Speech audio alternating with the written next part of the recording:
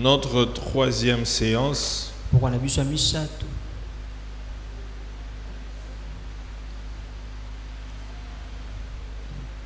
nous avons déjà beaucoup appris depuis le premier jeudi. Aujourd'hui c'est le troisième jeudi. Je ne vais pas revenir sur tout ce que nous avons déjà appris. Je vais continuer. On s'était arrêté où la dernière fois? Pour ceux qui étaient là. On parlait de quoi? L'éthique concernant le culte dans l'église. Qu'est-ce qu'on a dit? Quel était le premier point?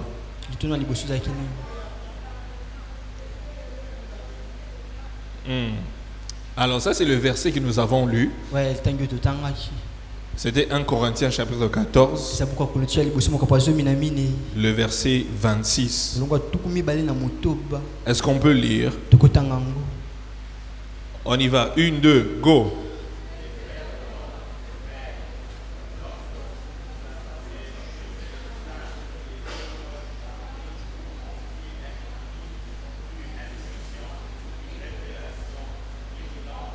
Une interprétation, que tout se fasse pour l'édification. Donc nous allons commencer à parler de l'éthique concernant le culte dans l'église.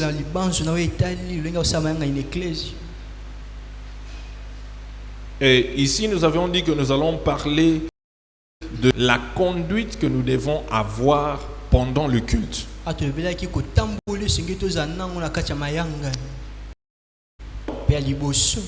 Nous avons dit qu'en tant que serviteur, nous devons arriver à temps pour le culte ou pour la réunion. Donc nous devons arriver à temps.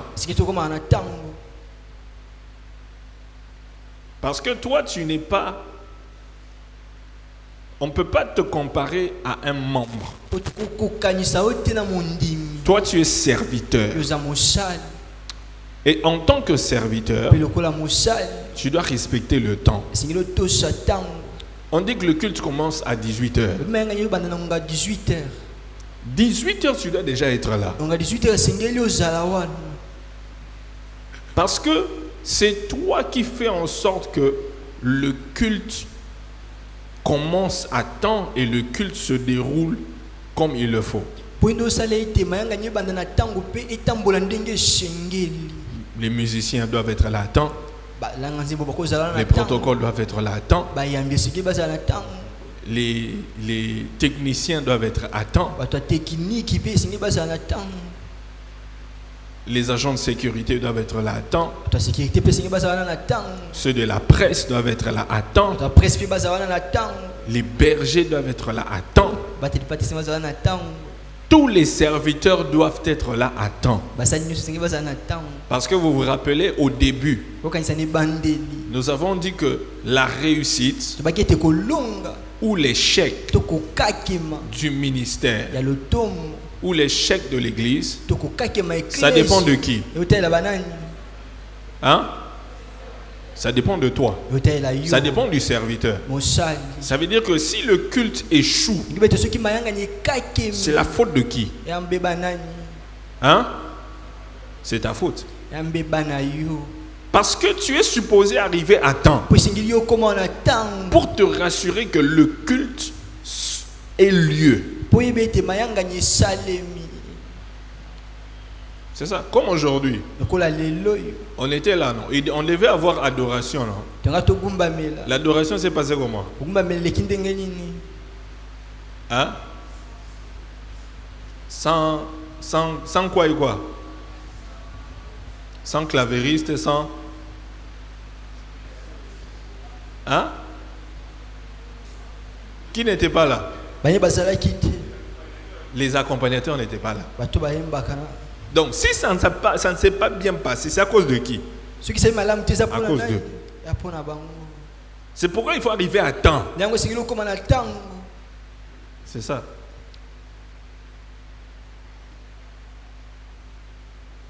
respecter l'heure. En parlant du temps, nous avons parlé de la chaudière. Dimanche. Que nous sommes supposés arriver ici à la chaudière pour le premier culte à 6h30. Et au deuxième culte, c'est 9h30.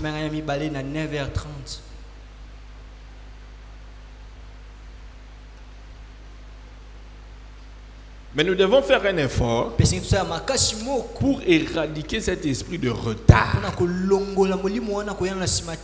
Vous voyez comme aujourd'hui, vous êtes arrivé quand même à temps. Quand même à temps, vous avez fait un effort pour être là. Hein? Mais je ne vais pas vous féliciter. Parce que les Congolais, vous féliciter les lobby à baby. Aujourd'hui, demain, il va abîmer. Ça doit devenir une habitude. Ça doit devenir votre habitude de venir au culte à temps. Même si tu es serviteur et que ce jour-là tu ne vas pas servir. Parce que c'est une mauvaise habitude que je vois aussi.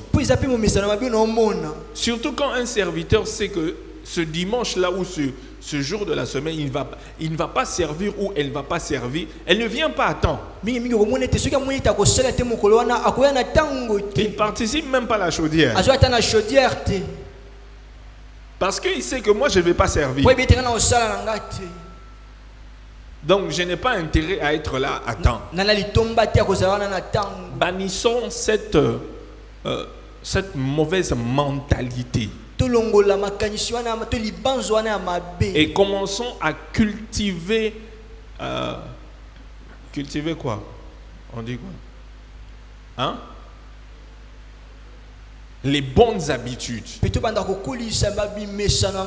D'arriver au culte à temps. Dis à ton voisin, cultive la bonne habitude de venir à l'église à temps. Dis à ton voisin,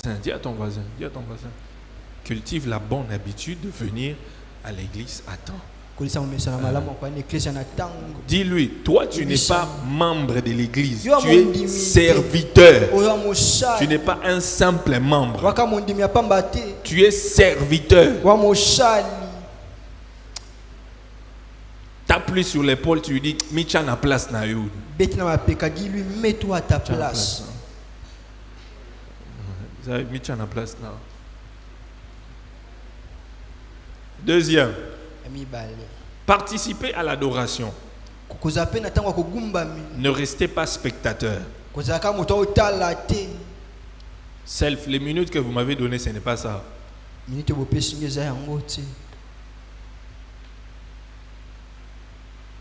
Participez à l'adoration. Ne restez pas spectateur. Ne restez pas spectateur. Les gens adorent, tu n'adores pas. On lève les mains, tu ne lèves pas les mains. Les gens dansent, toi tu es assis. Tout le monde saute, toi tu ne sautes pas. Tu es un étranger. Tu fais exactement le contraire de ce qu'on demande à tout le monde de faire.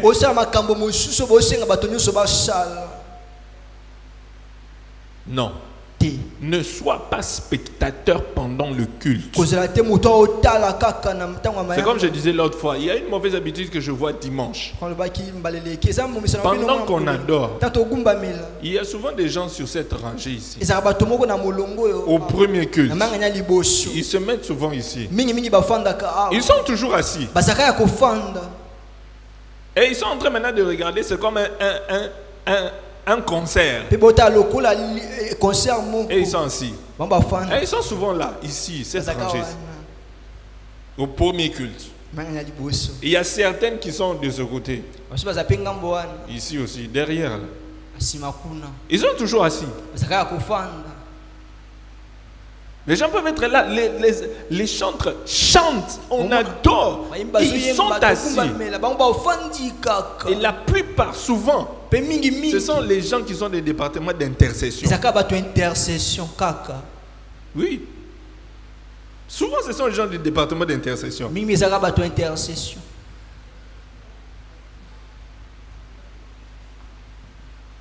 Oh, c'est faux. Ceux qui viennent au premier culte, ils voient, non? Et je les ai déjà interpellés.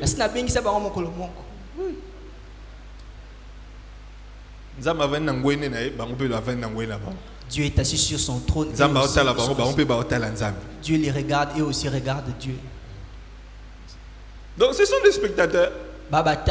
Donc arrêtez cette mauvaise habitude-là. Arrêtez ça. Participez. Troisième. Pendant le culte, recevez le message avec engouement. Recevez le message avec engouement. Et recevez le message avec engouement.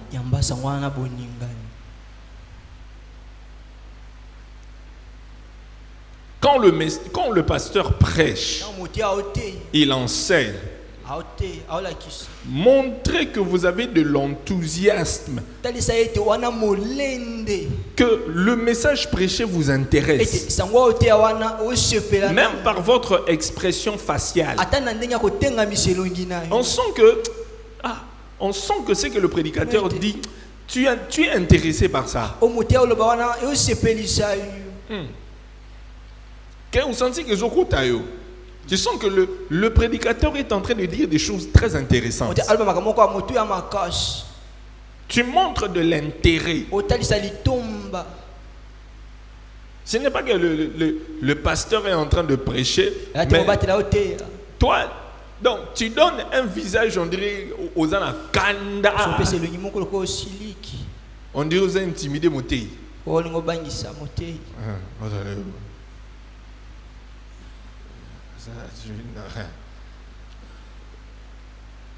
Non. Montrez de l'intérêt.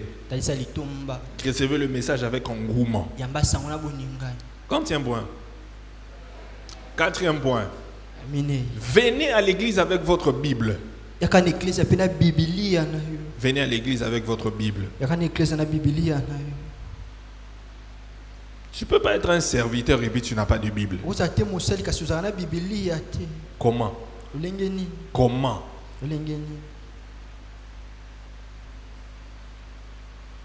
Vous savez, dans d'autres églises, on va te demander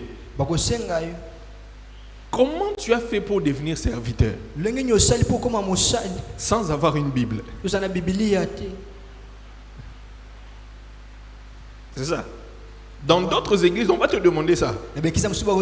Dans d'autres communautés, on va te demander comment tu as fait pour devenir un serviteur dans l'église et tu n'as pas de Bible. Quelle magie tu as fait? Parce que on suppose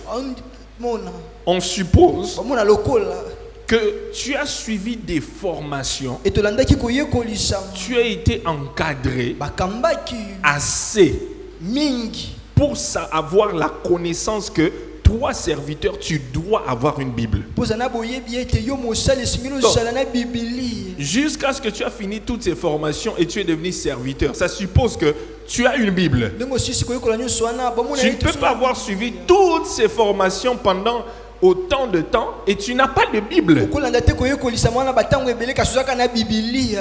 Non. On va checker. Regarde ton voisin, regarde s'il a une Bible. Demande-lui s'il a une Bible. Regarde ton voisin seulement, demande-lui s'il a une Bible.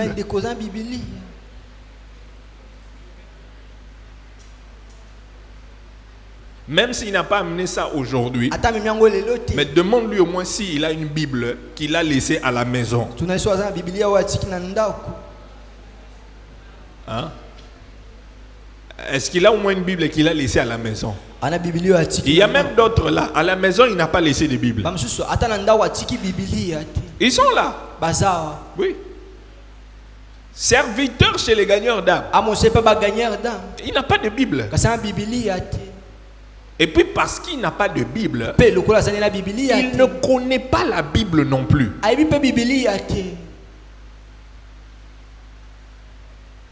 Il ne connaît pas la Bible. Vous avez vu cette école des serviteurs? Vous savez quand on va arrêter ça? Vous connaissez la dernière session? Ça sera quand? Hein? Que je vous dise? La dernière session, ça sera quand? C'est pour bientôt. Je vous dis, ça sera quand? Vous voulez savoir? Vous voulez savoir? Vous voulez savoir, hein? Pour que vous puissiez vous préparer. Le dernier jour de la session de l'école des serviteurs, ça sera les jours avant l'enlèvement de l'église.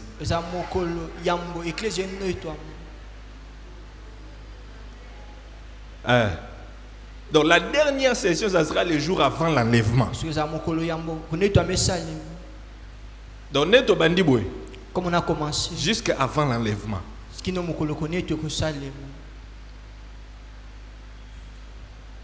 Parce que si moi je ne prends pas soin de vous,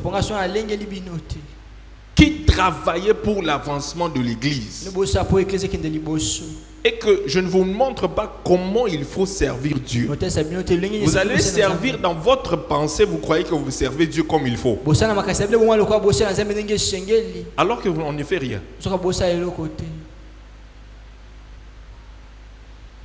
Amen. Hein?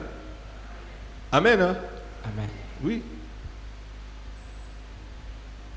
Donc l'école ici, ça ne va jamais s'arrêter. On va continuer.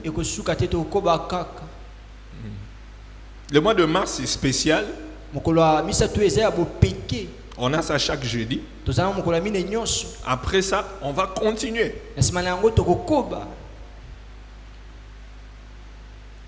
Mais vous, des gens qui sont ici, mais qui ne connaissent pas la Bible, si on fait seulement un exercice, je prends seulement quelqu'un au hasard, je lui dis de me citer seulement les livres de la Bible, de Genèse, Apocalypse. On fait seulement ça.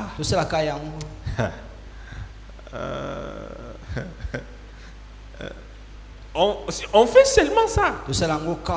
On va se découvrir. Vous allez découvrir que on est en train de servir Dieu sans avoir la connaissance de la parole de Dieu. C'est ça. Donc toi qui n'as pas de Bible, je te donne le travail.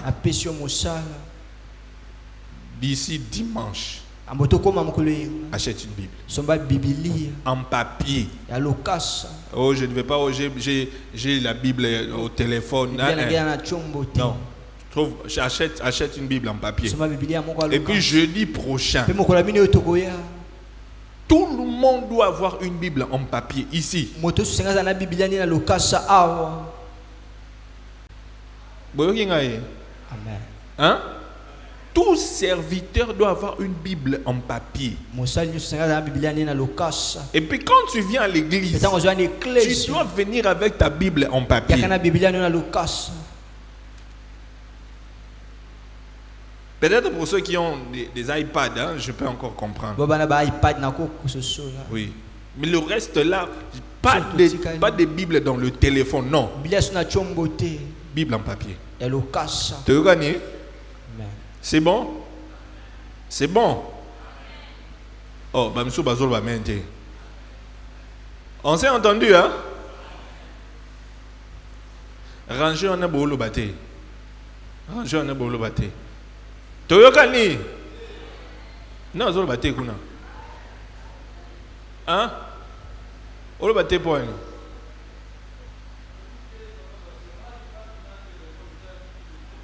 On a un lobby.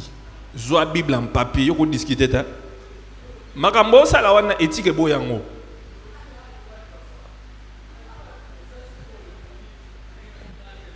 Yo zola na éthique te, na loba ni na éthique. Éthique na loba qui que si le leader donne une instruction dans une réunion, personne ne peut s'élever et opposer à ça. Tu vois? Boye ko laté hein. L'éthique interdit ce que tu viens de faire. Tu ne peux pas faire ça. Je dis acheter des Bibles en papier. C'est ce que j'ai dit. Boto ça. Discussion exacte. Amen. Hein? Amen. Toyokani. Kuna na yokite alobite. Toyokani. Ok. 40e. Combien? 5e. La Bible dit ceci. Non, c'est l'éthique. 5e. Prenez note tout au long de la prédication. Même si vous connaissez déjà le sujet.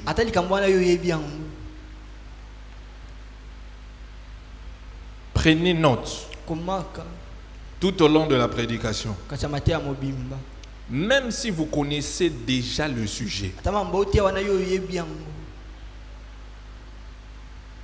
Prenez note tout au long de la prédication. Même si vous connaissez déjà le sujet.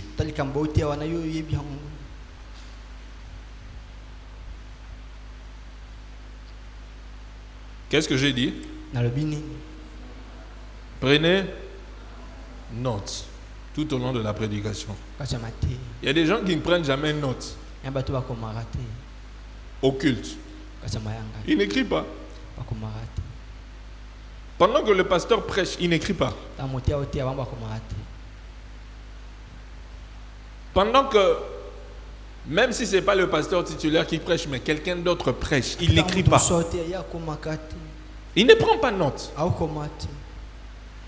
Vous savez, le fait de ne pas prendre note envoie un message au prédicateur. Le fait de ne pas prendre note envoie un message au prédicateur. Qu'est-ce que j'ai dit?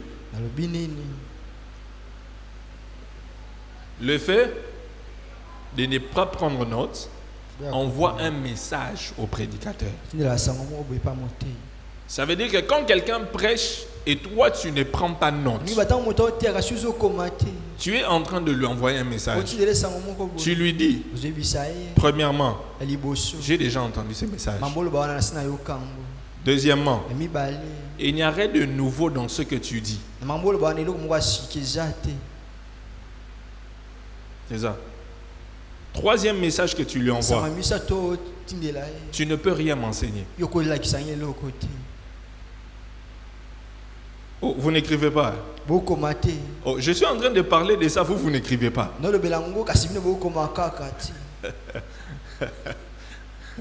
Quand tu n'écris pas, tu lances un message au prédicateur. Premièrement, tu lui dis, j'ai déjà entendu ce message. Deuxièmement, tu lui dis, il n'y a rien de nouveau dans ce que tu dis. Troisièmement, tu lui dis, le message que tu lui envoies et que tu ne peux rien m'enseigner. Tu ne peux rien m'enseigner.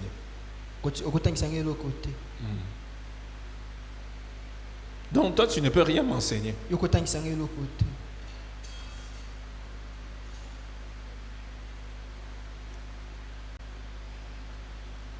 C'est ça. Et puis curieusement, je vois beaucoup de gens dimanche, même pendant la semaine, il y a beaucoup de serviteurs. Ils n'écrivent pas. Ils ne viennent pas avec des bloc-notes, pas de Bible, pas de stylo. Ils n'écrivent rien.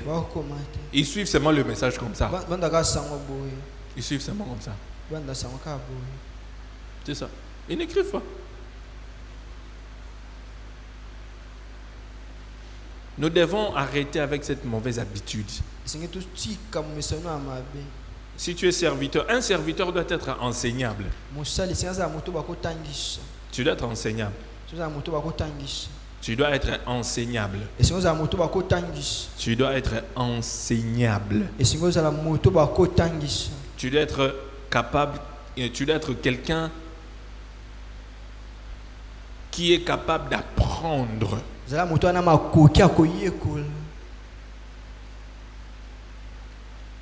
Tu dois être capable d'apprendre. Surtout si tu es un leader. Tu dois être enseignable.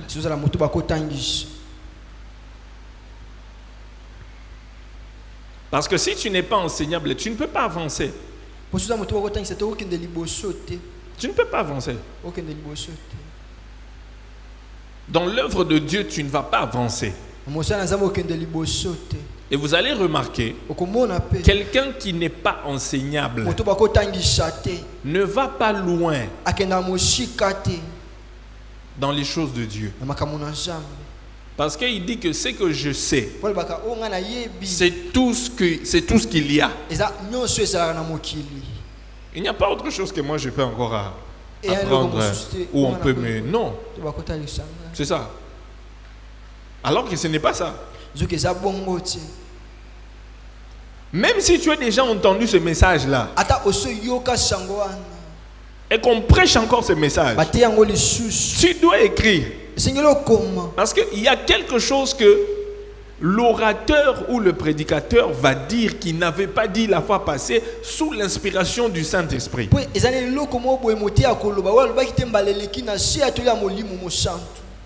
C'est ça. Au matin, déjà. J'ai déjà entendu cette prédication. Oh, biloko baté até biso na gagnère dame baté até biso toyoka maté ah oui, combien de fois? J'ai entendu ce genre de prédication. Oui, tu as entendu ça plusieurs fois. As-tu mis ça en pratique? Est-ce que ce message a changé ta vie? As-tu changé ta manière de servir à cause du message qui a été prêché? Non. Ouais. Et surtout les leaders. Les leaders doivent toujours être enseignables. Prêts à apprendre quelque chose de nouveau. Chaque jour de culte. Et à chaque fois qu'une occasion se présente, vous devez avoir un esprit ouvert à apprendre quelque chose. Venant de tout le monde. Venant de tout le monde. Oui. Moi j'ai écrit les prédications de tout le monde. Hein. Quand je suis là au culte et que quelqu'un prêche, je prends mon iPad, j'ouvre et j'écris.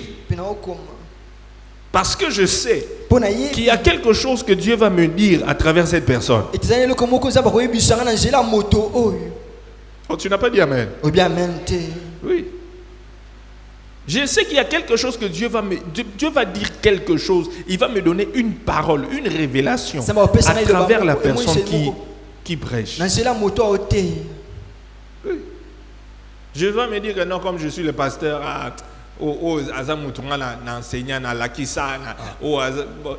qu'est-ce que je vais écrire? Non. Moi aussi je suis là pour recevoir un ainsi dit l'Éternel. Je suis aussi là pour écouter ce que Dieu va me dire au culte. C'est cet esprit que nous devons avoir. Nous devons être enseignables. Mais il y a ce que je remarque, la plupart des serviteurs ne sont pas enseignables. Nous ne sommes pas enseignables. C'est comme si on pense que nous sommes déjà arrivés. On pense que nous sommes déjà arrivés. J'ai une mauvaise nouvelle à vous annoncer. On n'a même pas encore commencé.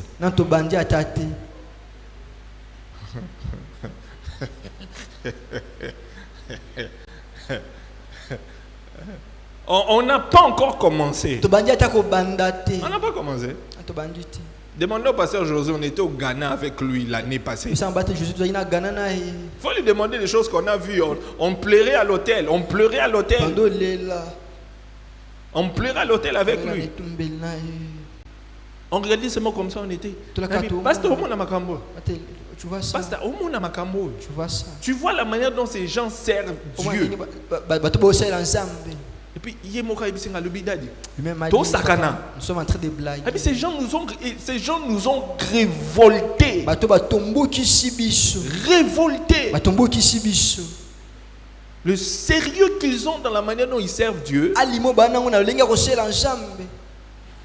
Mais c'est pourquoi, ce que je dis là, on n'a pas encore commencé.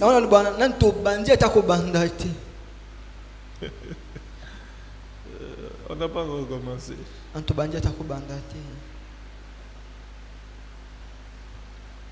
Regarde ton voisin, dis-lui, sois enseignable. Vous savez, l'école des serviteurs, c'est le fruit de quoi? Ça vient d'où? Que je vous dis ici, ça vient d'où? Hein? Ça vient du pasteur Abraham. C'est lui qui m'a donné un conseil. Tu étais là, non? On était en réunion. Et il m'a dit, je vais te suggérer quelque chose. Si tu peux organiser des temps de partage avec les serviteurs, d'enseignement et tout ça, ça va beaucoup aider les serviteurs. J'ai dit, je dois voir ça. Il a dit, Daddy, je pense que ça va. J'ai dit, bon, ok, ça va, je t'ai écouté. Quelqu'un m'a donné un conseil. J'ai écouté. Et j'ai commencé l'école des serviteurs. Ça me diminue en quoi? J'avais pas cette idée. Je n'avais pas planifié ça. Mais quelqu'un m'a donné un conseil. Et j'ai accepté le conseil. Et je me suis préparé pour faire ça. Ça me diminue en quoi? Mais ça ne vous aide pas. Mais toi, tu n'aimes pas qu'on t'enseigne. Tu n'aimes pas qu'on te conseille.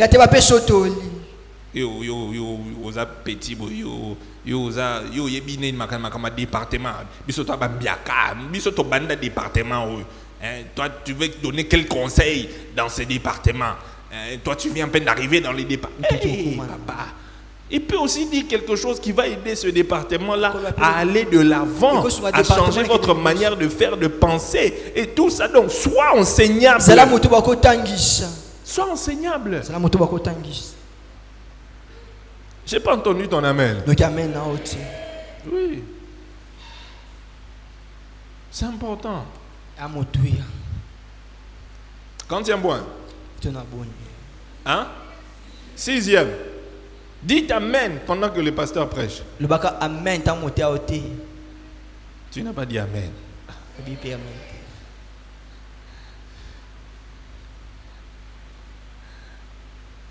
Dites amen pendant que le pasteur prêche. Il y a des gens qui ne disent jamais amen.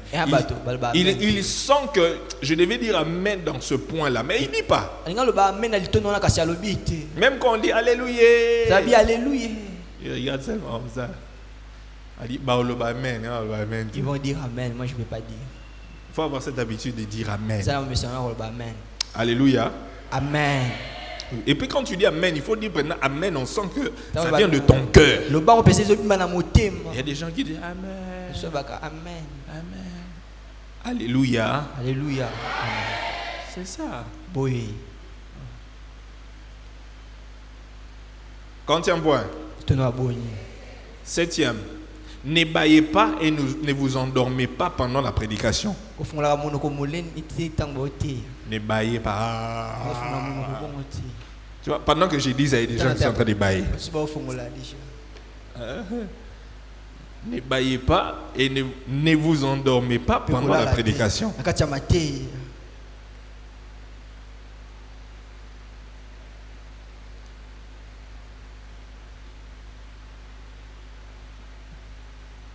Tu dois lutter contre cet esprit démoniaque qui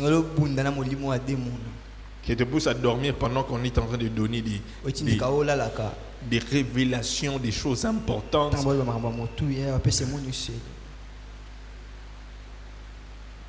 Il y a des gens, vous savez, quand on est là devant, là, on voit beaucoup de choses. Hein. Tu vois, il y a quelqu'un, on a dit seulement, en ouvrant nos Bibles. Matthieu chapitre. On donne seulement le verset. Il a déjà baillé 5 fois. Avant qu'on ne finisse de lire le verset. Tu as faim ou bien tu n'avais pas bien mangé, tu as sommeil. Tu es fatigué. Surtout les gens du premier culte, je ne comprends pas. Il y a un esprit de sommeil au premier culte. Premier culte. Il n'y a pas un culte où il y a un esprit à lourdeur, le roi premier culte. Premier culte.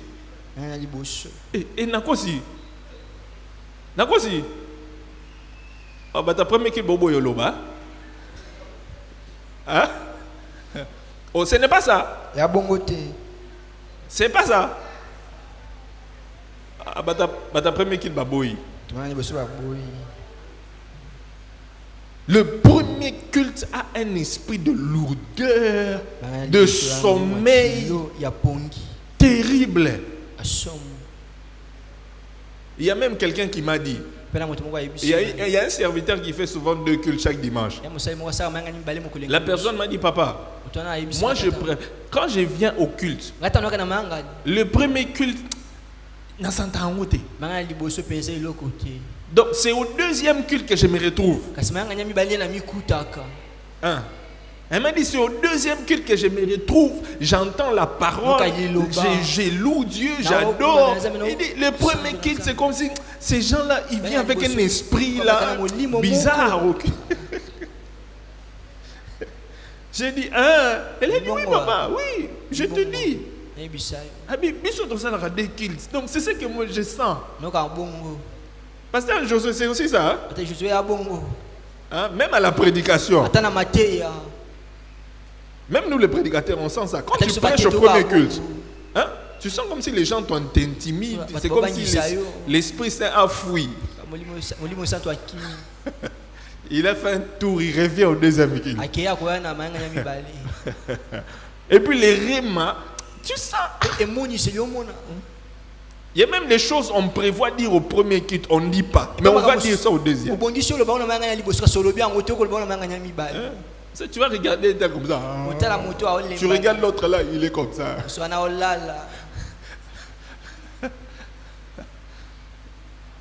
Ne dormez pas. Il y a des gens qui disent non, pasteur, tu vas pendant que tu commences à prêcher, je sens un esprit qui me demande de fermer les yeux. Quand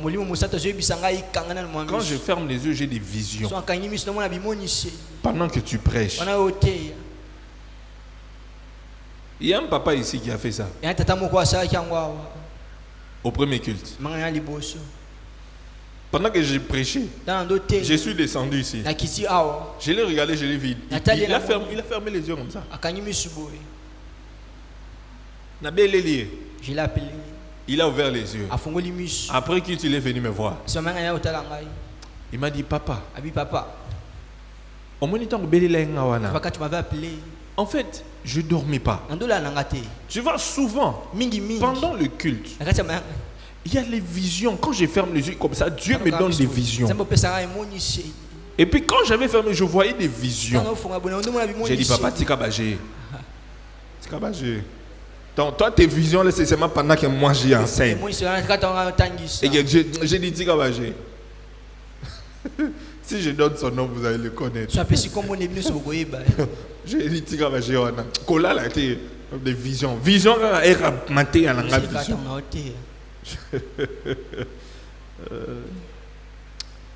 12.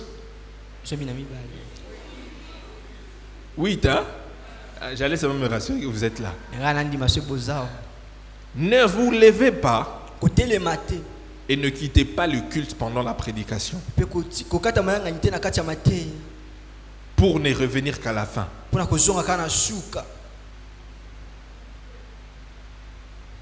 Popol, tu as senti l'esprit de sommeil commencer à te... Tu as commencé à bailler, tu as dit, c'est ça. Ça, c'est la stratégie pour chasser l'esprit. Ne vous levez pas et ne quittez pas le culte pendant la prédication pour ne revenir qu'à la fin. Ne vous levez pas et ne quittez pas le culte pendant la prédication pour ne revenir qu'à la fin. Ne vous levez pas et ne quittez pas le culte pendant la prédication pour ne revenir qu'à la fin. Ne vous levez pas et ne quittez pas le culte pendant la prédication pour ne revenir qu'à la fin. Ne vous levez pas et ne quittez pas le culte pendant la prédication pour ne revenir qu'à la fin. pendant la prédication pour ne revenir qu'à la fin. Ça, c'est une mauvaise habitude qu'on doit éradiquer. Une très mauvaise habitude. Dis à ton voisin, c'est une mauvaise habitude qu'on doit éradiquer, qu'on doit laisser tomber. Hein? Dis à ton voisin, c'est une mauvaise habitude qu'on doit laisser tomber. Hein? C'est une mauvaise habitude. C'est souvent une mauvaise habitude que les musiciens ont. Ça, c'est vraiment les musiciens. On va pendant la prédication, ils chantent, ils finissent de chanter, ils descendent, ils sortent, ils sont partis. Ils sont partis. Ils attendent seulement qu'on va dire, lèvons-nous, nous allons prier pour la parole. Hein, tu vas maintenant entrer là. C'est une mauvaise habitude. Ça doit s'arrêter. Musiciens, vous entendez? Ça doit s'arrêter. Vous finissez de chanter, vous fandi, vous avez ma place, vous fandi. Vous fandi. Et puis il y a d'autres qui disent que non, on était là au premier culte, on avait déjà entendu le message. On a déjà entendu le message au premier culte. C'est pourquoi au deuxième culte, on joue seulement et puis ils vont s'asseoir dehors. Et ils vont seulement entrer à la fin. Ils disent qu'on avait déjà suivi le message au premier culte. Qu'est-ce qu'on vient de dire? Il y a un point là, on a parlé de ça. Que si vous avez déjà suivi le message, il faut quoi? Il faut encore suivre ça. Même si tu avais suivi les messages au premier culte, tu dois être là au deuxième culte, tu suis encore.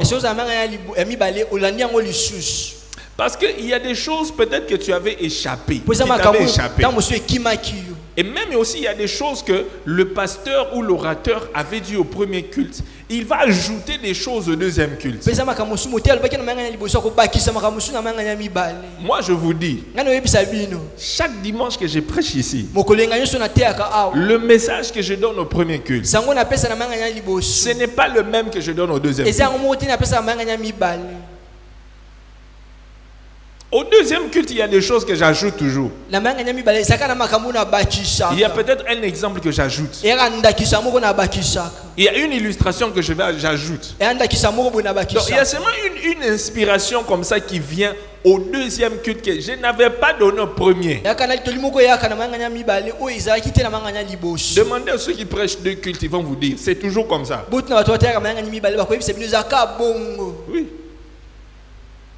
Et il y a des choses que toi tu peux rater au premier, mais tu vas te récupérer et tu vas encore approfondir au deuxième culte.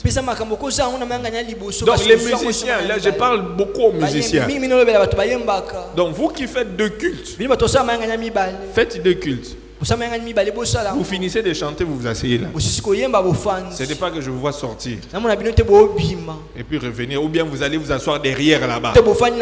Asseyez-vous ici. Votre place est là.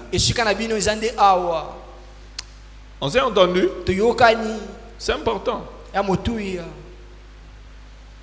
Ou pendant que le pasteur enseigne, toi tu te lèves, tu sors. Tu reviens. Tu te lèves, tu sors. Tu reviens. Tu te lèves, tu sors. Tu reviens. Bon, peut-être on peut comprendre. Si le samedi tu avais mangé tu avais fait des mélanges bizarres. Et puis maintenant tu as de retour au culte. Ça c'est un cas spécial. Mais ça n'arrive pas chaque dimanche. Oui. C'est pourquoi moi le samedi, je ne mange pas les haricots. Samedi, je ne mange jamais les haricots. Jamais. Mon épouse est là. On mange les haricots à la maison mardi. Samedi, on ne mange jamais les haricots. Jamais. Même si on m'invite quelque part, on a mis les haricots. Samedi, je passe. Si c'était seulement ça qu'on m'avait présenté, j'ai dit que je n'ai pas faim, je ne vais pas manger. Je sais que dimanche, Je n'ai pas besoin que tu es en train de prêcher là-bas au orateur à Ibisibino. Tant au fond la bongo azati. Matia Kei. Tu vois. À moins que ça ce cas spécial où tu dois te lever, sortir, partir, revenir, sortir, partir, revenir. Mais les allers-retours pendant le culte, ce n'est pas bien. Amen. Hein? Amen. 13e. 9e. N'est pas une expression de je sais tout sur votre visage. N'est pas une expression de je sais tout. Une expression de je sais tout. N'est pas une expression de je sais tout sur votre visage. Cette expression ressemble à quoi? Si tu dis à quelqu'un quelque chose, il te donne l'expression je sais tout. C'est comment? Hein? C'est souvent comment? Hein? Tu es en train de prêcher Dieu. Tu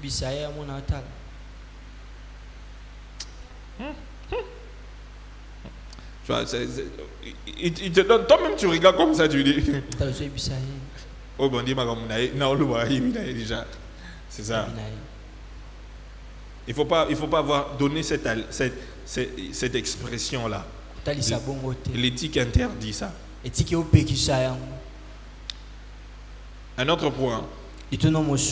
Vous devez garder en tête la raison pour laquelle une réunion a lieu.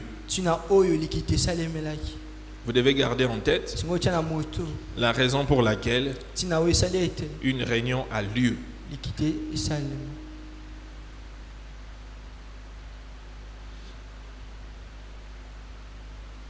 Vous devez garder en tête la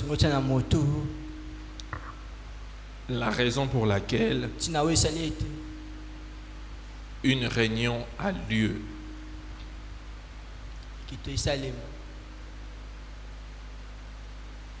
Vous devez garder en tête la raison pour laquelle une réunion a lieu. Par exemple, ici nous sommes à l'école des serviteurs. Et tout ce dont nous parlons ici tourne autour de ce que le serviteur doit savoir.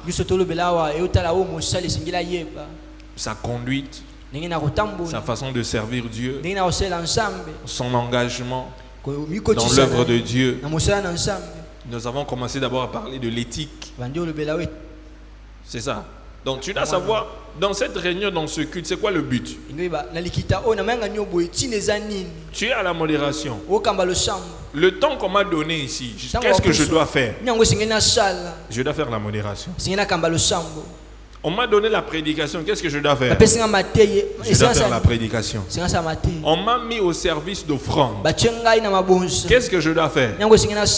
Je dois conduire le temps des offrandes. Ce n'est pas qu'on te donne là-bas, tu dois conduire le temps des offrandes, tu prends le micro. Alléluia! Alléluia! Nani mokondi? Nani mokondi? Allez, beta maboko. Vraiment, aujourd'hui, nous étions bénis par les messages. Vous voyez le premier point là que papa a donné. Papa a dit ceci. Et puis j'ai aimé l'exemple qu'il a donné. Et puis il a donné le deuxième point. Et puis quand il a développé. Et puis il a donné le troisième point. Après il a développé. Après il a donné le quatrième point. Tu as 10 minutes pour les offrandes, tu commences à prêcher.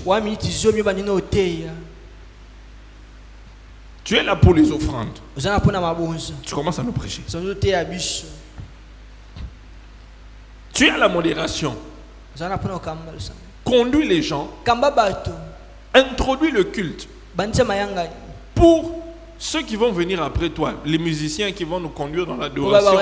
Toi, fais l'intercession. Mais tu ne vas pas être là, tu commences. Allez, nous allons commencer notre culte aujourd'hui. Et puis, mon côté, dimanche, après-midi culte. Hymne national.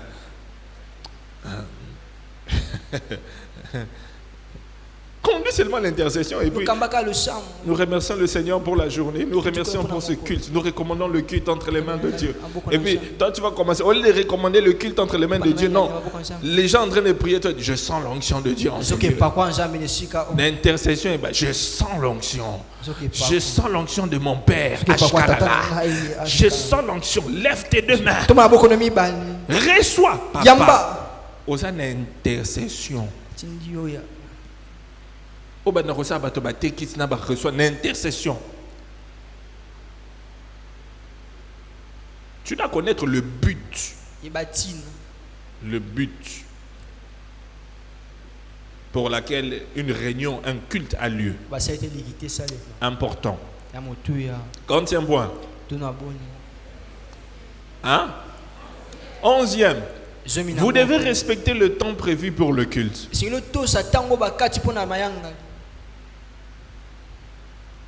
Respectez le temps qu'on vous donne. Ça c'est plus pour ceux qui conduisent. Hein?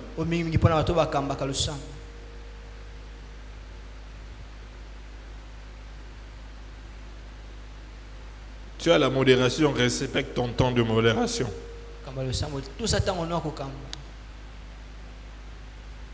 Les musiciens respectent leur temps d'adoration et de louange. Parce qu'une fois que l'une des personnes déborde, les autres vont déborder. Et le culte va déborder. 12e. Hein? Lorsque vous priez pour les gens, ne les renversez pas. Lorsque vous priez pour les gens, ne les renversez pas.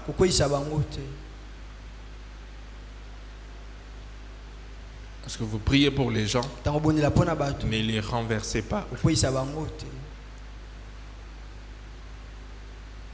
Vous savez, si vous avez l'habitude de prier pour les gens, en les imposant les mains, vous allez remarquer qu'il y a deux catégories de personnes. Il y a ceux, lorsque vous les imposez les mains, ils se laissent faire. Et des fois, ils tombent. Mais il y a des ceux-là, quand tu les imposes les mains, au piquer. Hein? Donc tu mets la main comme ça, il met un pied devant, un pied derrière, et puis... Comme ça qu'il m'a cassé.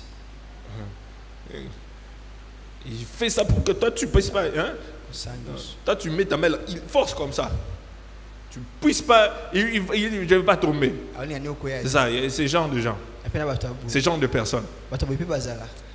Alors il y a aussi des gens. Il y a deux catégories aussi des personnes quand il s'agit d'imposer, de prier pour les gens. Ceux-là qui imposent calmement, sans bousculer. Il y a aussi d'autres. Il sait que lui il aime piquer. Non, je vais la stratégie. Quand toi tu piques là, tu as mis un pied devant, un pied derrière. Il te fait comme ça là. Et puis direct, tu es par terre. Ou il te bouscule. Dis à ton voisin, ne faites pas ça chez vous.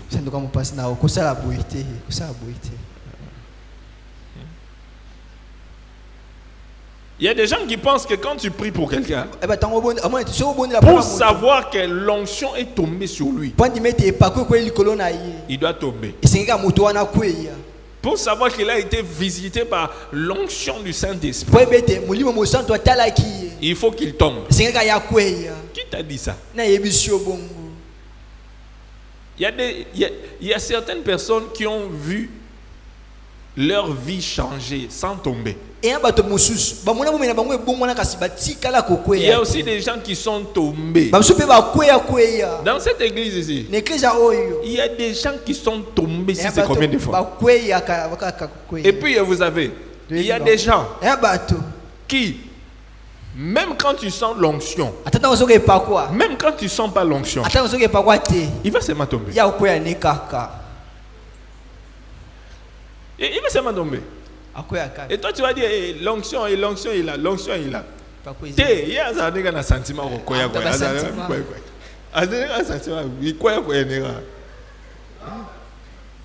C'est ça. Mais ça ne veut pas dire que si quelqu'un tombe, que sa vie a changé. Il y a des gens qui tombent, leur vie ne change pas. Mais aussi des gens, ils ne sont jamais tombés. Ils n'ont pas l'habitude de tomber. Mais leur vie ne fait que changer. Tu as déjà vu Fachi tomber quelque part? Tu as déjà vu Fachi tomber? Sa vie n'a pas changé. Okay. Oui.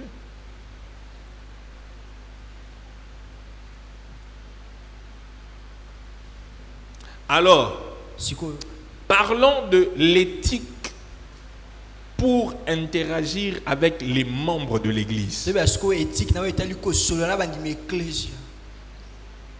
L'éthique pour interagir avec les membres de l'Église.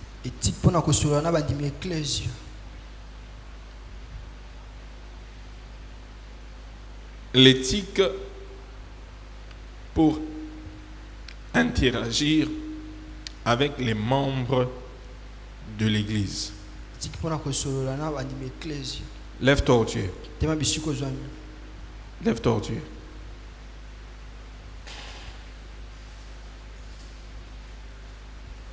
Une minute, va à gauche comme ça, va à droite, marche, va derrière, viens devant. Une minute, marche dans la salle. Pendant une minute. Lève-toi, déplace-toi un peu dans la salle. Déplace-toi un peu dans la salle.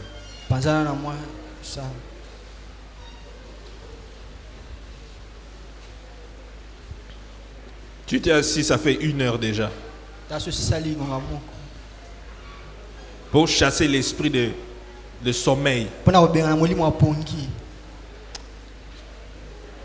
Si tu sens l'esprit de sommeil venir, tu dis, esprit de sommeil, sors de ce corps.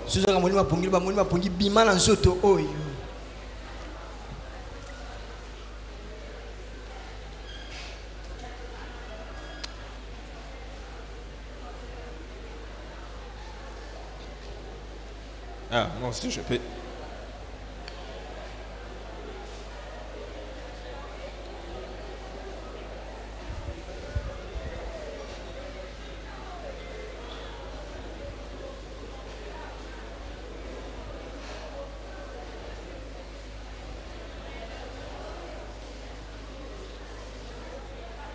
Parfait, on revient.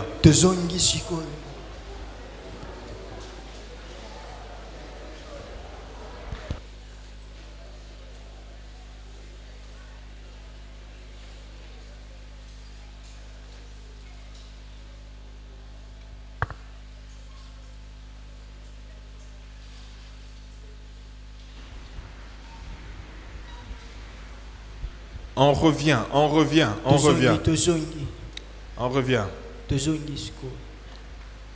L'éthique pour interagir avec les membres de l'Église.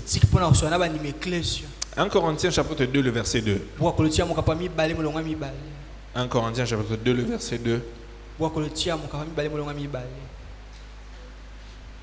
Mets ça sur l'écran. Ok. Est-ce qu'on peut lire ça ensemble? 1, 2, go. Eh non, on reprend. 1, 2, go. Car je n'ai pas eu la pensée de savoir parmi vous autre chose que Jésus-Christ et Jésus-Christ crucifié. C'est Paul qui est en train de parler aux Corinthiens. Il dit, je n'ai pas eu autre chose, je n'ai pas eu la pensée de savoir autre chose. Seulement Jésus-Christ. Et Jésus-Christ crucifié. Je n'ai pas voulu savoir autre chose. Nous devons savoir que l'interaction avec les membres de l'Église en tant que serviteur, écris ce que je suis en train de dire. Nous devons savoir que en tant que serviteur, notre interaction avec les membres de l'Église doit être limitée au niveau professionnel.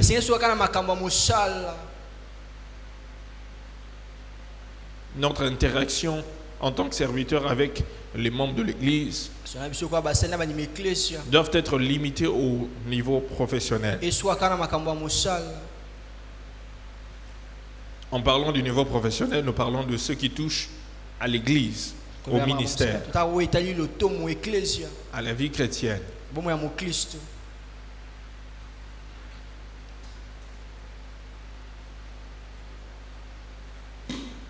Alors, il y a certains principes et règles que nous devons observer dans nos relations avec les membres de l'église. Parce que vous êtes serviteurs. Il y a certains principes et règles que nous devons observer dans nos relations avec les membres de l'église.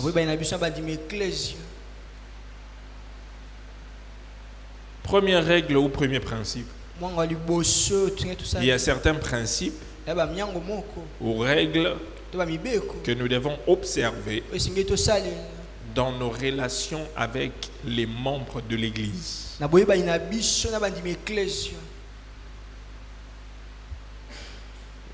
Il y a des règles que l'éthique nous demande d'observer.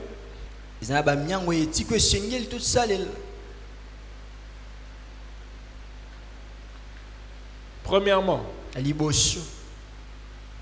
ne visitez pas les membres de l'église parce que vous avez faim.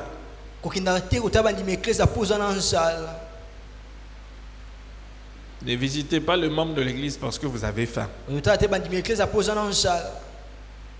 Non.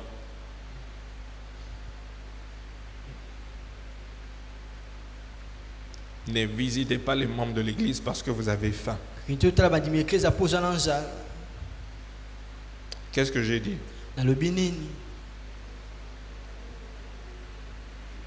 Dis ça à ton voisin. Il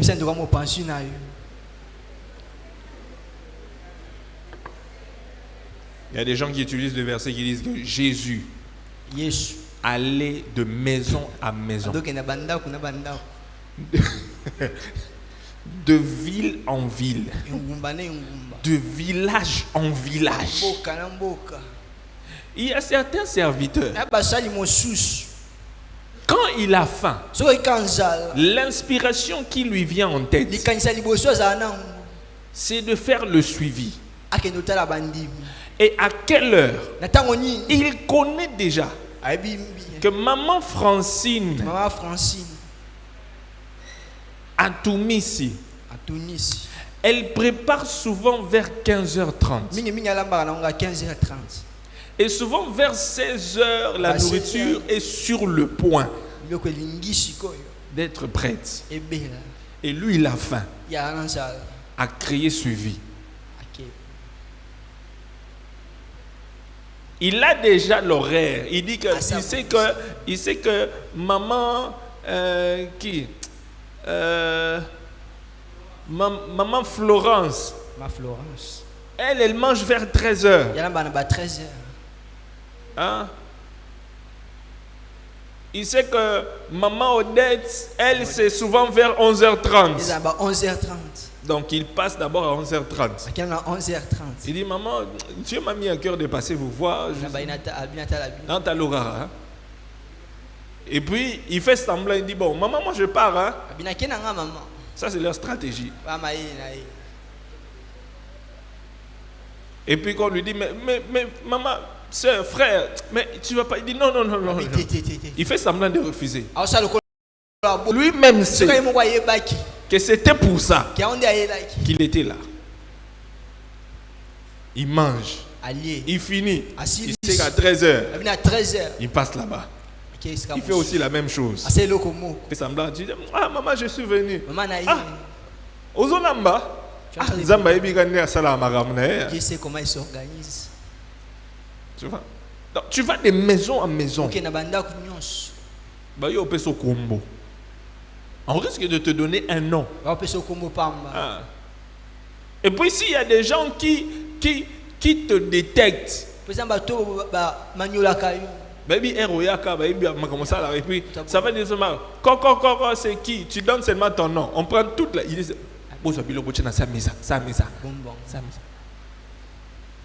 Sous la table. L'éthique interdit ça.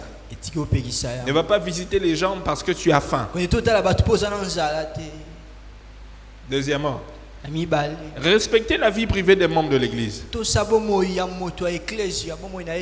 Des membres de l'église. Ici, je parle des membres de l'église, je ne parle pas des serviteurs. Parce que une fois que vous êtes serviteur, vous n'avez plus de vie privée. On va s'intéresser à votre vie. Ici, je parle des fidèles qui ne sont pas des serviteurs. Il ne faut pas confondre. Dis à ton voisin, toi tu n'es pas membre, toi tu es serviteur. Toi tu n'es pas membre simple, toi tu es serviteur. Donc toi, dis-lui, toi tu n'es pas concerné ici.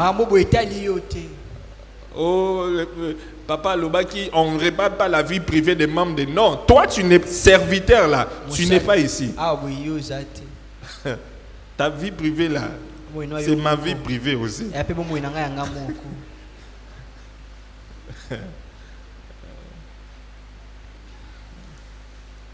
Donc, en parlant de la vie privée des membres de l'église, tu ne peux pas arriver chez un membre et puis directement il te dit faites comme chez vous.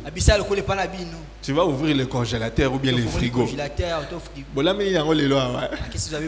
Qu'est-ce que vous avez? Et puis tu entres dans sa chambre, tu prends les pieds, tu mets sur... Non.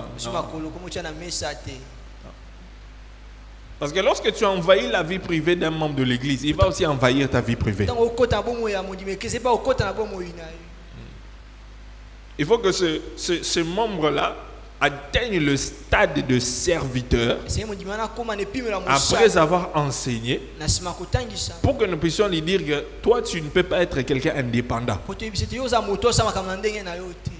Parce qu'un serviteur n'est pas indépendant. On doit te contrôler. Donc tu n'as pas de vie privée. Nous, ta vie privée, c'est notre vie privée.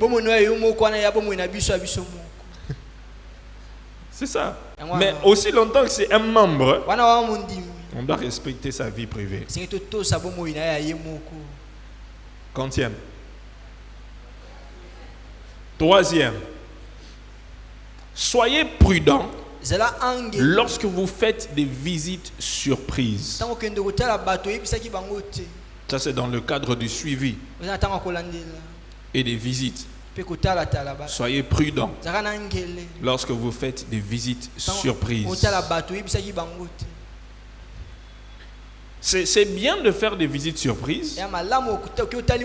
On peut faire des visites surprises, mais aussi, on peut aussi faire des visites où on a informé aux gens que nous viendrons, que le pasteur va passer ou un ancien va passer, mais aussi des surprises où on dit rien, on débarque. Mais soyez très prudents lorsque vous faites des visites surprises, parce que vous pouvez arriver et les membres que vous visitez sont dans une position inappropriée, ou bien ils ont un habillement inapproprié, et ça peut ne pas être une bonne chose. Je me rappelle l'année passée, je vous raconte cette histoire que je vous raconte. Je crois vers le début de l'année passée, j'ai décidé de faire le suivi.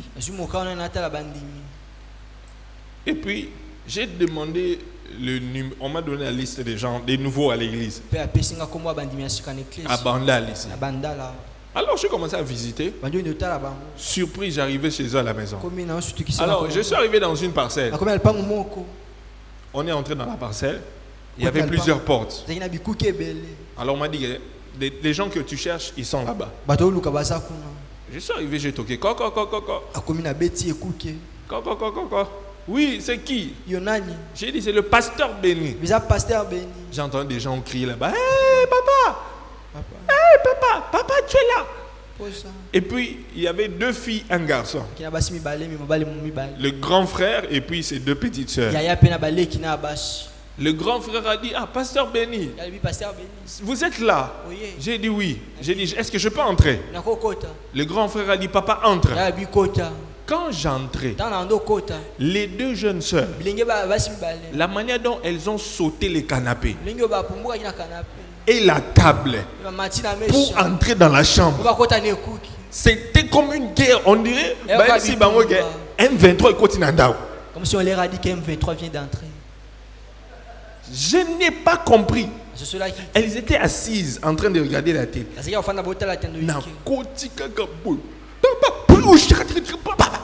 Dans la chambre, j'ai dit, j'ai demandé au grand frère, j'ai dit, qu'est-ce qui ne va pas? Papa n'est imité? Je ne sais pas. Mais qui m'a dit? Papa n'est imité. J'ai dit, je peux m'asseoir. Il a dit, ok, ça va. Papa, assieds-toi. Je m'assois. Après, je reste au moins 2-3 minutes comme ça. Je crois après 5 minutes. Les deux sœurs sortent. Bonjour papa. Bienvenue chez nous à la maison. J'ai dit, mais vous avez fui comme ça, pourquoi? Oh, papa est là. Et papa est là. Après maintenant, ils ont fui pour. J'ai dit, mais vous avez fui pourquoi? On ne peut pas rien. Vous avez fui, on ne peut pas rien. Vous avez fui, on ne peut pas rien. Mais je suis resté maintenant. Je pensais. Quand j'ai fini, je sortais. C'était seulement ici à Bandal. Je sortais. Quand je sortais, j'ai dit, quand j'entrais, elles étaient mal habillées. Elles avaient des habits qui montraient un peu de trop, même les jupes là. Donc, j'ai dit, ah, c'est à cause de ça.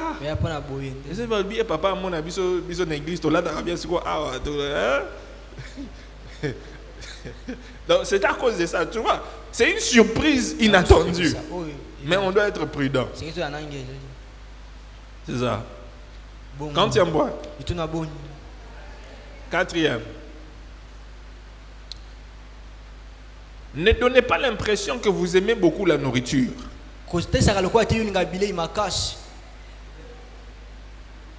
Ne donnez pas l'impression que vous aimez beaucoup la nourriture.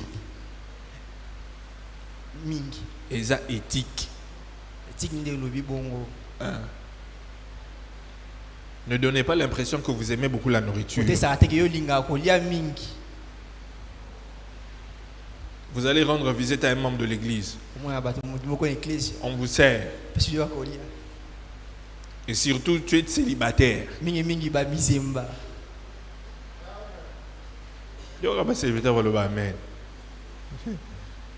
On te donne la nourriture, tu dis, ah Seigneur, alors tu commences à manger. On t'a dit, papa, tout ça c'est pour toi, mange. On t'a mis 4 boules. Tu finis toutes les 4 boules. Tu prends les légumes, tu finis. Tu prends la viande. Tu finis tout. Donc, tu montres vraiment que toi, tu aimes la nourriture. Non, l'éthique interdit ça.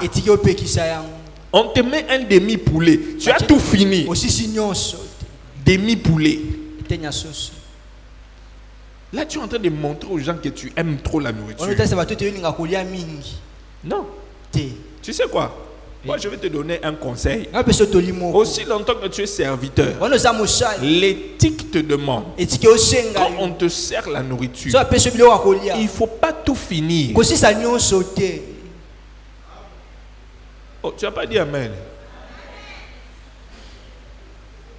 Tu vas chez un membre de l'église, on te présente la nourriture. Ne finis pas tout. Les célibataires, alléluia. Amen. Ne finis pas tout. Et les gens qui finissent tout, ils cassent même les os. Ils mangent ça. Ils avalent.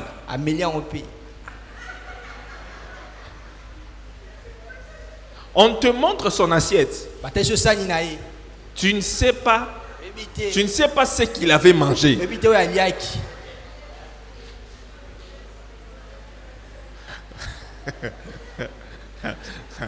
Vous savez, il y a des gens.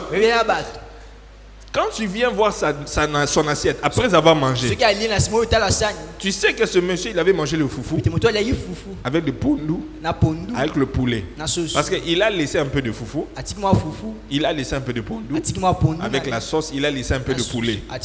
Mais il y a des gens là, tu cherches le poulet, le foufou. Tu cherches le poulet. Il n'y a même pas les os. Tu cherches les légumes, le pondou là. Même la soupe là. Il a tout léché. Tout. Donc il a laissé l'assiette propre. Tu vas te demander s'il avait mangé. Là tu montres aux gens que tu aimes trop la nourriture. L'éthique interdit ça. Dis à ton voisin, l'éthique interdit ça. L'éthique interdit ça. Dis à ton voisin, si tu faisais ça, il faut arrêter. Il faut arrêter. Les membres de l'église, bakopeso kombo. Abi frère otanga yaka a. Bamboa basanga biloko lia. Bamboa biso balia te so ya bamboa biso balia te. Po aulia na mikuwa, bukuti na nyoso ameli tout ça. On va te donner un nom. Alléluia. C'est l'éthique. Quantième point? 5e. Ne venez pas aux invitations à dîner avec un estomac complètement vide. Ne venez pas aux invitations à dîner avec un estomac complètement vide.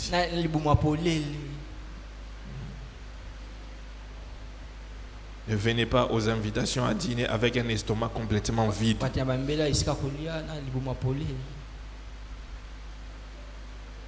Ça, c'est l'éthique. Hein?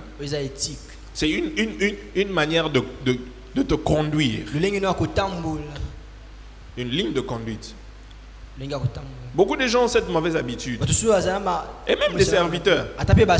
Ils savent que c'est le mariage de telle soeur ou tel frère dans tel département. C'est tel jour. Avant de partir, il vide d'abord son estomac à la maison. Il se rassure que son ventre est vide. Et puis il sort. Il y a même d'autres qui sortent avec des sachets. Il arrive à la fête. Il mange. Il mange. Il fait des tours. Des tours et des tours. Pourquoi? Parce qu'il avait un estomac vide. Il y a un jour, tu seras déçu. Tu vas vider ton estomac. Tu vas à la fête. Tu seras déçu. Tu vas rentrer à la maison affamé. Sans nourriture. Tu arrives là-bas comme ça, on commence à appeler les gens, on appelle les tables, on appelle les tables. Ta table est là, on vient vous appeler à 2h moins. Quand on vous appelle, vous arrivez là-bas, la nourriture est finie. Oui. L'éthique demande, tu es serviteur, tu vas quelque part, dans une fête, ou une invitation. Chez toi à la maison, tu manges. Tu te rassasies. Tu arrives à la fête ou à l'invitation d'anniversaire. De quoi tu vas grignoter. Regarde ton voisin, dis-lui, aux invitations, on ne va pas manger, on grignote. Amen. Tu vas grignoter. Il y a sa voisine au grignotage. Grignotage.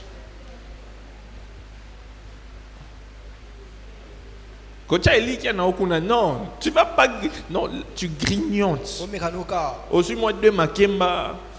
Moi, 3 kwanga. Moi, le pelé moramouké. Et puis tu manges, tu finis pas, tu laisses.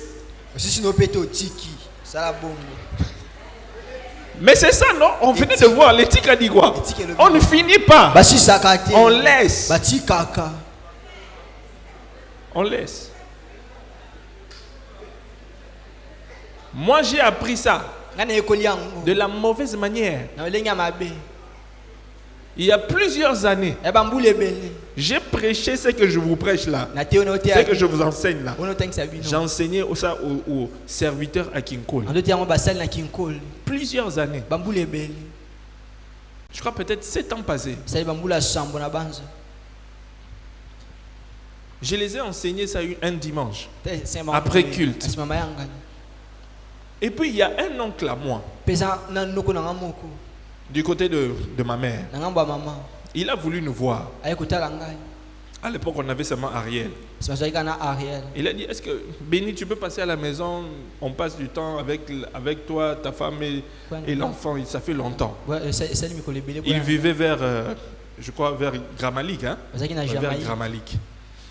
Alors, j'ai dit à Maman Gloire, bon, comme c'est un dimanche, et que comme j'ai fait des réunions, après les réunions, on peut finir un peu tard, au lieu de rentrer à la maison, que tu commences encore à préparer, mais vaut mieux, on rentre à la maison, on s'échange, et puis on part là-bas, avec les embouteillages, donc on ne prépare pas, on va manger chez mon oncle. On a pris le transport.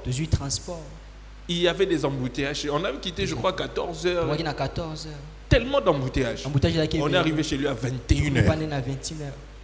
Fatigué avec les transports, les transports et tout ça. On arrive chez lui fatigué.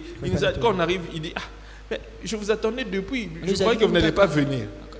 On a dit non, on était dans un embouteillage terrible. Mais comme on vous a dit qu'on allait venir, on est quand même venu. On s'est assis, on a commencé à parler.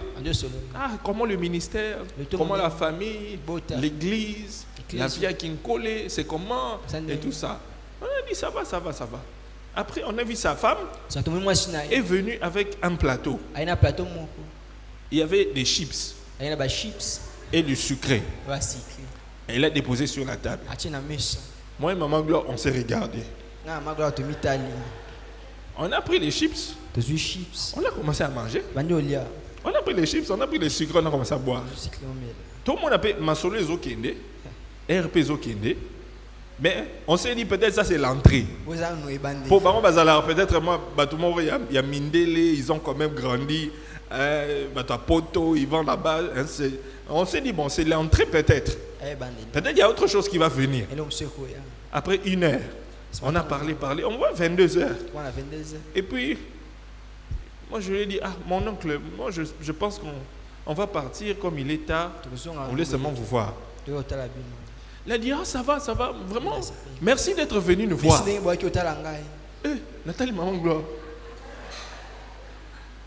Donc, repas, ils avaient chips, non?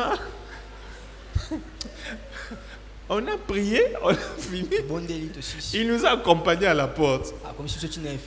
J'ai dit à Maman Gloire, bon, comme il est tard, prendre les transports pour où il est là jusqu'à Kinkole. On va seulement chez l'évêque. On va dormir. Et puis très tôt matin à 5 heures, ok, on arrive chez l'évêque. On le trouve à la maison. Il dit, vous êtes allé voir votre oncle. C'était comment? J'ai dit, bon, c'était bien. Avec les embouteillages. Il a demandé, vous avez mangé? On a dit, tu qu'on a eu manger. Il a dit, vous avez mis les chips et le sucre. Abando sekabiso. Abando sekabiso. Il a dit, donc, vous n'avez pas mangé? On dit, on n'a pas mangé. Donc, ça qui est liquide. Donc, il n'est pas oncle. On n'a pas mangé. Et puis, on nous a servi, on a mangé. Quand on est entré dans la chambre, Maman Gloire m'a regardé. Elle m'a dit, éthique et kangio, hein? Éthique. Tu nous avais enseigné qu'on ne part pas les ventres vides. Et toi, tu es parti les ventres vides. Madame Kolana, n'alla pas.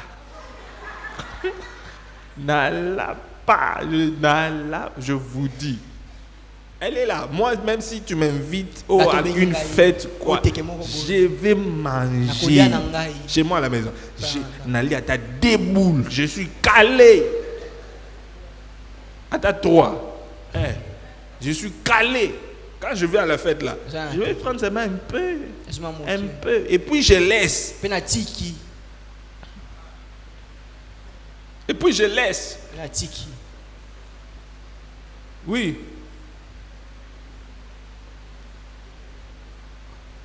Tu voulais quoi? Tu voulais poser une question? C'est pour poser une question. Oh, ma question remonte au maison. Oh, il faut savoir célibataire. Non, tu n'as pas posé. Merci, papa, de la parole. Permettez-moi un peu de revenir sur un point qui m'a tiqué. Vous nous avez recommandé la prudence lors de visites surprises effectuées chez les différents membres de l'Église. Alors, par rapport à cette situation, vous avez donné même un cas où les sœurs, vous avez retrouvé les sœurs dans des tenues inappropriées. Alors, ne pensez-vous pas que pour limiter un peu ces genres de situations, il ne serait pas judicieux de limiter aussi les temps ou les heures de surprise, de visites surprises? Par exemple, pas de visites surprises avant 12 heures ou pas de visites surprises après 15 heures ou 16 heures. Ne pensez-vous pas? Je pense qu'avec cette allure ou cette méthode, on peut limiter ces genres de visites ou de tenues inappropriées ou de cas inappropriés. C'est juste une réflexion ou une proposition que je voulais soumettre et en même temps une interrogation par rapport à cette situation que vous avez. Bon, ça dépend de chaque personne. Hein. Ça dépend d'une personne à une autre. Ça dépend d'une personne à une autre. Par exemple, il y a quelqu'un qui va au travail à 8 heures. Tu vas passer chez lui à 9 heures, tu ne vas pas le trouver à la maison. Tu vois, peut-être quelqu'un qui rentre après à 17 heures. Tu vas passer chez lui à 15 heures, tu ne vas pas le trouver. Peut-être qu'il faudra passer à 19h, 20h. Ou soit l'attendre le week-end, ou l'attendre dimanche après culte pour le rendre visite. Donc, ça dépend vraiment d'une personne à une autre. Donc, c'est ce que je peux dire. Non, nous étions en combien bois? 5e?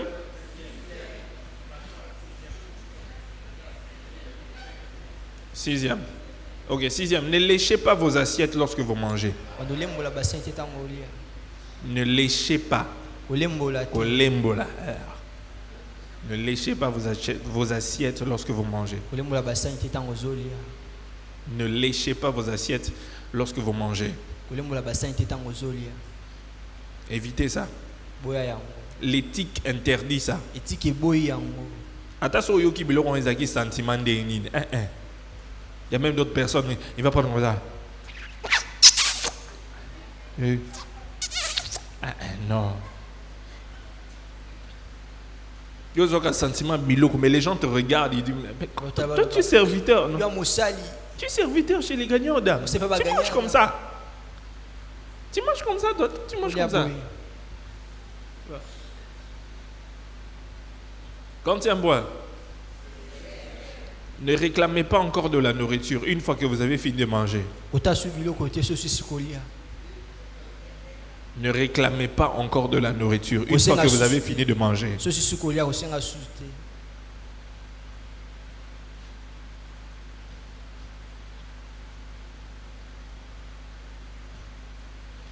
Ne réclamez pas encore de la nourriture une fois que vous avez fini de manger. 9e. Hein? 8e. Il y a des moments où vous devez éviter de manger en public. Il y a des moments où vous devez éviter de manger en public.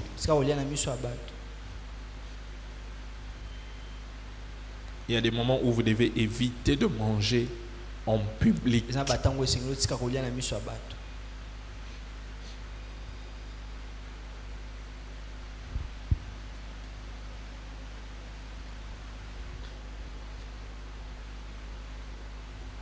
Proverbe 23, 1 à 3. Proverbe 23, 1 à 3. Ça dit quoi?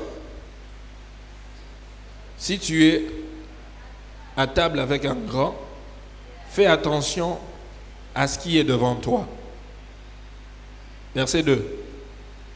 Mets un couteau à ta gorge si tu as trop d'avidité. Verset 3. Ne convoite pas ces friandises, c'est un aliment trompeur. Fais attention à toi. Il y a des moments où tu ne peux pas manger en public. Tu es serviteur. Tu n'es pas n'importe qui. Tu dois te mettre à ta place. On ne peut pas te voir serviteur et puis on te voit quelque part sur la rue ici. Nangouba.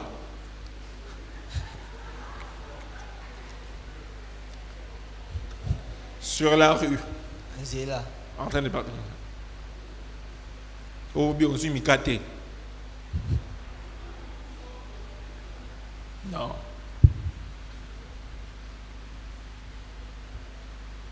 Non. L'éthique interdit ça. Bien, tu es sur la route comme ça, et puis tu vas quelque part, au Somi Mikate, au Somi Ngouba, au Somi Nini, et puis, frère, c'est quoi là-bas?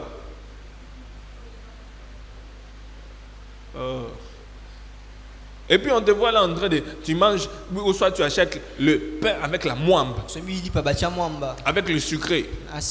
Et puis tu es sur la rue, en train. Tu es en train de marcher comme ça. Tu marches. Non. L'éthique interdit ça. Tu as faim. Va trouver un endroit. Assieds-toi. Mange. Achète ce que tu dois acheter. Tu manges. Tu finis de manger. Tu fais la digestion. Et puis lève-toi, continue ta route. Oh, tu n'as pas dit amen? Amen. Oui. Tu as déjà vu le ministre des Affaires étrangères? Non. L'éthique. Éthique. C'est important. Vous connaissez des gens ici que tu as déjà vu. Vous avez déjà vu manger en route? Vous avez déjà vu des serviteurs qui mangent en route? Au bout et au fond d'ailleurs.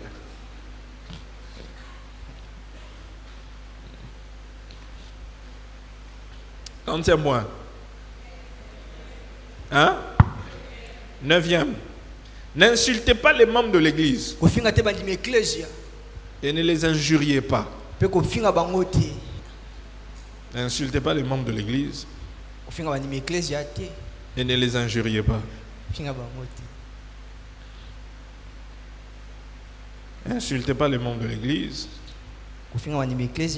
Et ne les injuriez pas.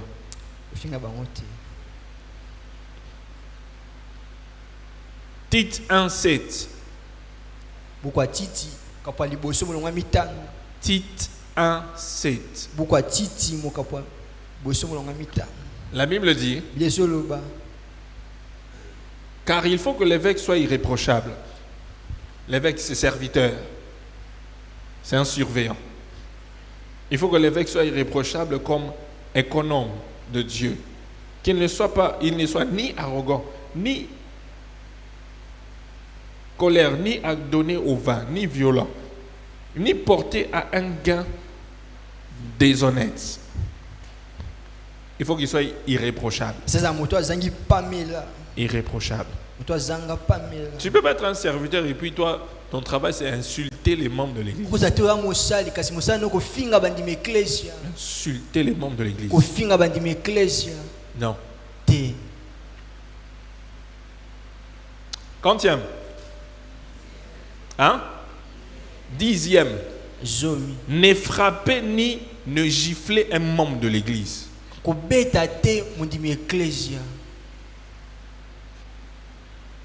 Ne frappez pas un membre de l'église.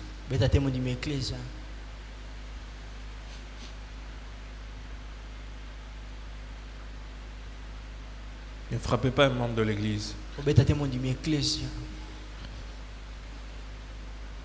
N'affichez pas ce genre de comportement en tant que serviteur.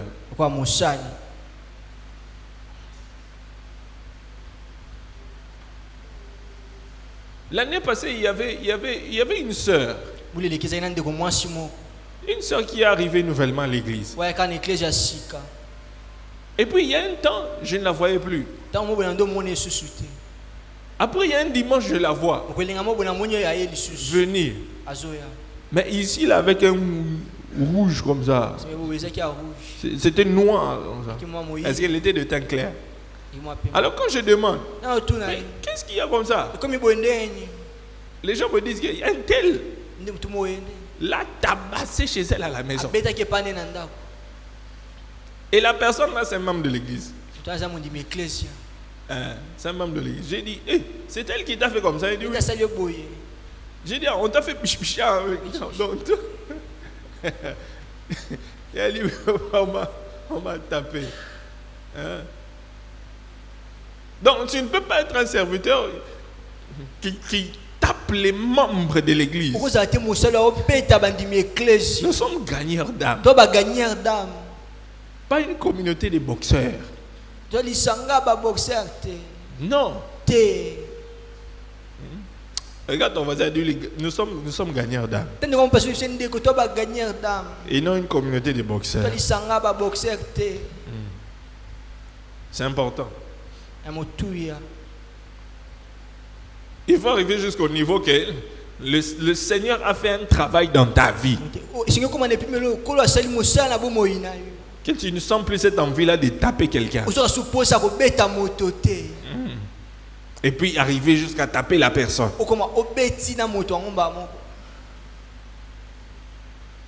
Alléluia. Amen.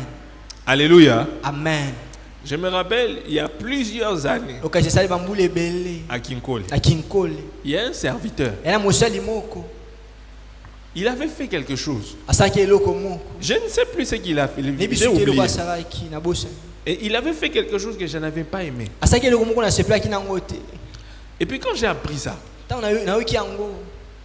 le jour-là, je l'ai appelé. Je crois que c'était il était au département de technique. Je l'ai appelé. Et je lui parlais. Et j'étais énervé. Pendant que je lui parlais, je disais, frère, tu vois ce que tu as fait là? Est-ce que c'est normal? Toi, vraiment, tu peux faire des choses comme ça. Tu sais pas ce que j'étais en train de parler. J'étais dans tous mes états. Et pendant que je parlais, je m'approchais de lui. Pendant que je m'approchais de lui, la colère montait. J'ai pensé à sauter sur lui. Et pendant que j'avançais, il a senti qu'il était en danger. Il commençait à reculer. Et tellement que je m'étais énervé, les membres et les serviteurs de l'église qui étaient là, ils m'ont tenu un à gauche et un à droite. Ils ont dit Papa Tika. Papa Tika. Papa Tika. Moi je lui disais, laissez-moi. Est-ce que ce qu'il fait c'est normal? J'ai dit, papa, c'est pas normal, mais laisse. J'ai dit, laissez-moi. Le gars a vu qu'ici, là, si je reste ici, il y a quelque chose qui peut arriver. Les gars m'ont retenu là. Et puis j'ai parlé. Après, ils m'ont calmé. On dit, papa, calme-toi. Calme-toi. Ils m'ont tiré à côté. Après, j'étais énervé. Mais je lui avais mal parlé. Donc, je lui avais dit des choses. Après, les gens sont allés dire ça à l'évêque. Il n'était plus à Kinkole, il était de retour ici. Et quand il est venu à Kinkole, un dimanche, pendant la semaine, il m'a appelé. Il m'a dit, pasteur, assieds-toi. On m'a appris que tu voulais sauter sur un tel. Et puis tu l'as mal parlé. J'ai dit, mais tu sais pas ce qu'il a fait. Il a dit, oh, reste calme. J'ai dit, tu ne sais pas ce qu'il a fait. Reste calme. Mais tu ne peux pas être un pasteur si tu n'as pas un gros cœur. Hein? Tu dois avoir un grand cœur. Et dit, comment toi, pasteur, tu as parlé comme ça à un moment. Tu étais sur le point de le toucher. Tu dois lui demander pardon. Jamais. Tu dois lui dire jamais. Et tu dois lui demander pardon. Il a insisté. J'ai dit, ok, ça va. Je vais demander pardon. Les frères étaient là, il était loin. Je me suis levé. J'ai dit, frère, viens. Et puis on était debout. J'ai dit, c'est bon, je voulais y reculer. J'ai dit, non, je ne vais rien faire maintenant. Viens. Il s'est approché, on a comme ça. Et puis j'ai demandé pardon. Lui aussi s'est excusé. Après, j'ai m'approché, il voulait fouiller. Je ne peux rien te faire. Je t'ai pardonné, c'est tout. C'est bon. C'est comme s'il avait peur que je voulais lui donner quelque chose. Ouais. Dieu a fait beaucoup de travail dans notre vie.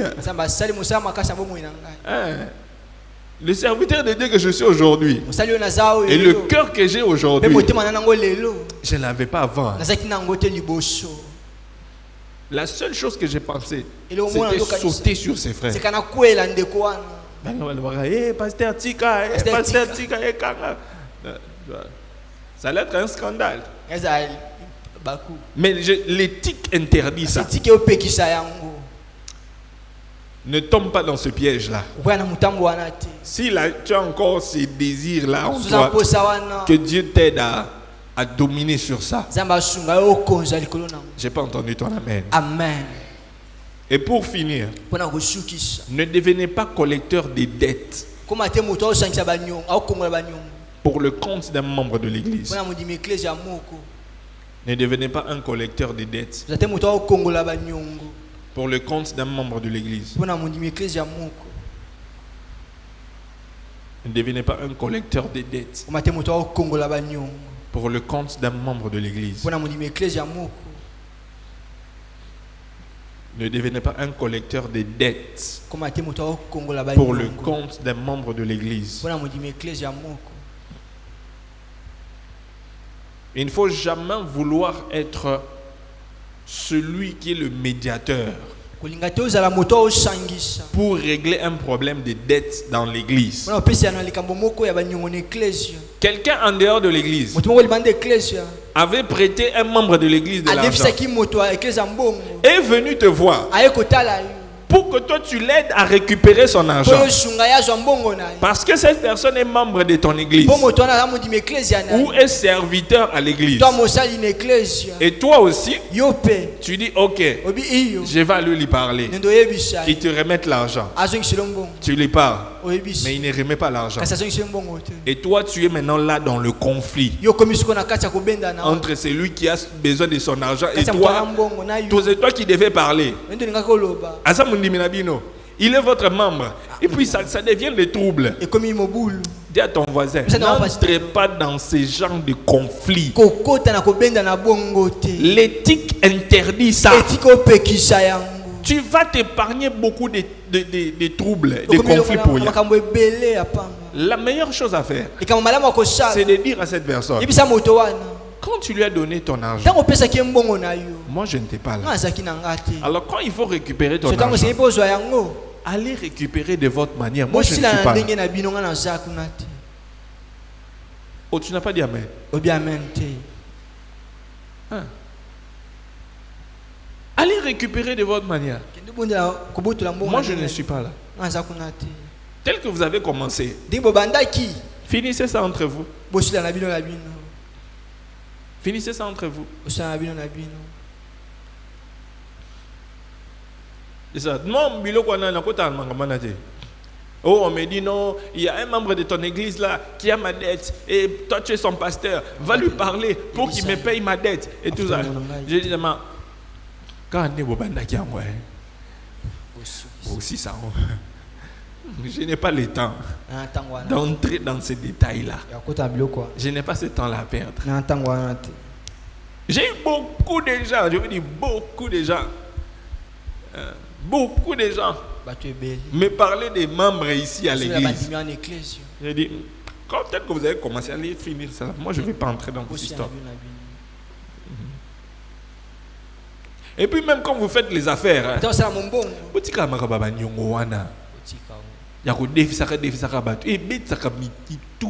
c'est pas vrai. Hein? Surtout quand c'est à l'église. Tu sais que c'est un membre de l'église. Au déficit qui est ketch, au déficit qui est sac, au déficit sandales, au déficit perruque. C'est comme il doit te les remettre. Il commence à te dire dimanche après culte. Dimanche au culte, tu le vois. Mais quand on dit amen, tu ne le vois plus. Tu ne le vois plus. Et puis la personne commence à fuir l'église à cause de toi. Parce qu'il ne veut plus que toi tu viens en premier et commence à venir au deuxième culte. Je n'étais pas venu au culte, j'étais au culte, j'étais venu au deuxième culte. Tu vois, ça devient des choses comme ça. Ça crée des zizanies et des problèmes dans l'église comme ça. Alléluia. Amen. L'éthique va t'épargner beaucoup de choses. Ça va t'épargner des mal au cœur. Quand tu commences à avoir mal au cœur et tout ça. Si tu sais qu'il y a des gens avec qui tu peux faire affaire dans l'église et puis sont des personnes sérieuses, ah, gloire à Dieu. Hein? Gloire à Dieu. Et pour finir,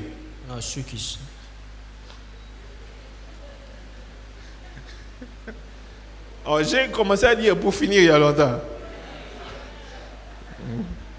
C'est ça les prédicateurs, non? On dit et pour finir pour nous quitter mon thème.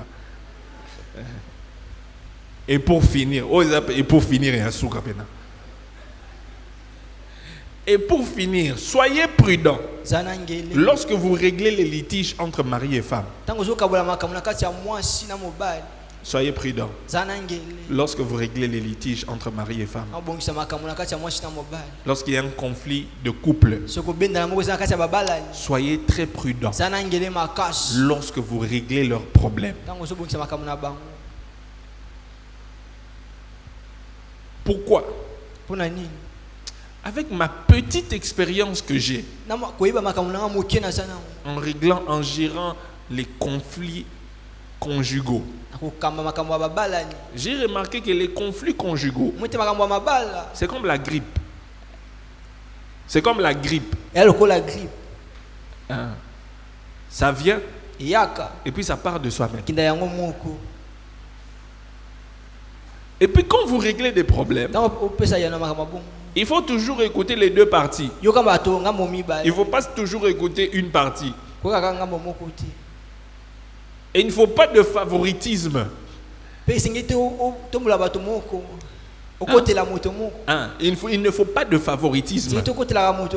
Parce que vous allez peut-être parler en faveur d'une personne alors que vous n'avez pas toutes les informations qu'il faut pour régler ce problème.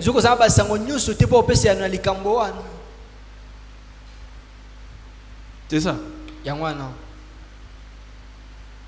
Vous devez être très prudent. Ceux qui ont déjà conseillé le couple, ils savent de quoi je parle. Ils savent de quoi je parle. Parce que dans ce domaine-là, c'est compliqué. Je vous dis, c'est compliqué. Ce domaine-là, le domaine de l'amour entre un homme et une femme, c'est compliqué. Regarde ton voisin, dis-lui, c'est compliqué. Dis à ton voisin, c'est compliqué. Vous savez pourquoi c'est compliqué? Oh, tu ne veux pas dire à ton voisin c'est compliqué. Dis à ton voisin c'est compliqué. L'affaire l'amour entre une femme et un homme, c'est compliqué. C'est compliqué. C'est compliqué. Pourquoi c'est compliqué? Parce que tu peux voir un homme et une femme se disputer. Et tu te dis que c'est fini. La femme qui dit que moi je ne veux plus rentrer dans la maison de cet homme. Et toi aussi tu dis, hein? Toi tu peux rester avec un homme comme ça. Toi tu dis à la femme, tu prends sa partie. Toi tu peux rester avec un homme. Il ne te mérite pas. Laisse-les seulement partir. Reviens 3 semaines après. Un mois. Tu vas les voir passer quelque part, bras dessus, bras dessous. Hein? Tu te demandes qu'est-ce qui s'est passé. Toi, tu avais pris les camps d'une personne. Et puis quand ils vont se voir, ils vont dire d'ailleurs le pasteur m'avait dit ça sur toi. Ce n'est pas... Pasteur Nestor, est-ce que c'est pas vrai ce que j'avais dit? Et puis oui, c'est ça. Après un mois après, tu vois comme ça. Toi, l'homme là que tu disais, il est monstre là. Maintenant, ça, la grossesse là est entrée où? Grossesse est entrée comment? C'est ça, il faut être prudent. Très prudent. Très prudent. Moi, j'ai déjà conseillé un couple. La femme qui disait, moi, l'homme là, jamais. C'est fini. Je vais faire ma fille. Après un temps.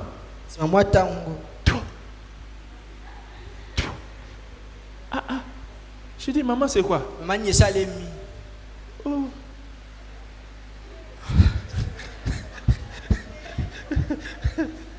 Aujourd'hui, il y a un bébé. Le bébé est déjà né. Et puis, une fois, j'ai dit à ma femme, j'ai dit, tu sais,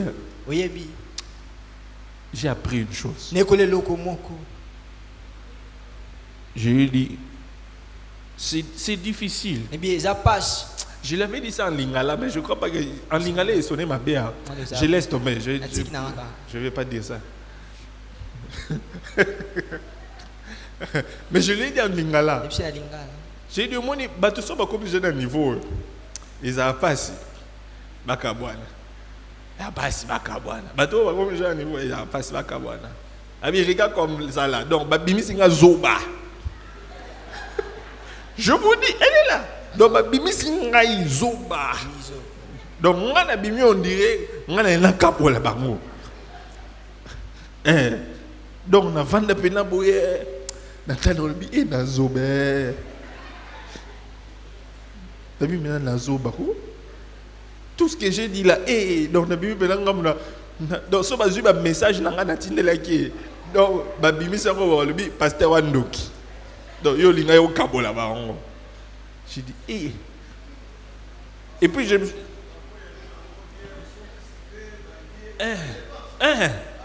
Après là, donc, et puis je me suis dit, moi d'en faire des couples là, j'entre plus. J'entre plus. J'entre plus. Je vais seulement, j'écoute l'homme, j'écoute la femme, et puis je vous demande d'arranger. Je donne conseil, je dis, essayez d'arranger. Essayez d'arranger. Faites un effort, essayez d'arranger. Et puis je vous dis, ok, ça va, que Dieu vous aide. Partez. Oh, j'ai mis ma bouche dedans là. Lapi. Pour Oyasuka, ma vie c'est pour tout ma bébé là.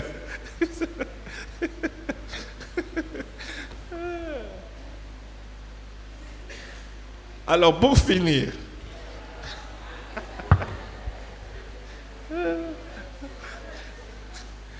ok, les autres points on va continuer jeudi prochain. Père, nous te remercions pour ces moments passés avec les serviteurs pour cette école. Merci de nous avoir enseigné. Nous prions que tu puisses nous aider à suivre ces lignes de conduite afin d'être des serviteurs équipés et qui te servent comme il le faut. Pendant que nous rentrons à la maison, que ta main soit sur nous, nous protège jusqu'à arriver à la maison et ramène-nous au ciel demain pour le culte d'enseignement, pour le culte de puissance. Au nom de Jésus. Amen. Alors, avant de partir, j'ai un besoin. Je voudrais rappeler à tous les serviteurs. Le mois de mars, c'est le dernier mois pour les prémices. Ceux qui n'ont pas encore donné des prémices, faites un effort. Donnez vos prémices. C'est une très grande bénédiction. Une bénédiction pour vous. Pour l'abondance. Une personne est venue me donner un témoignage. Le jour où elle donnait le prémice, c'est le jour où au travail, on lui a donné une augmentation dans sa prime.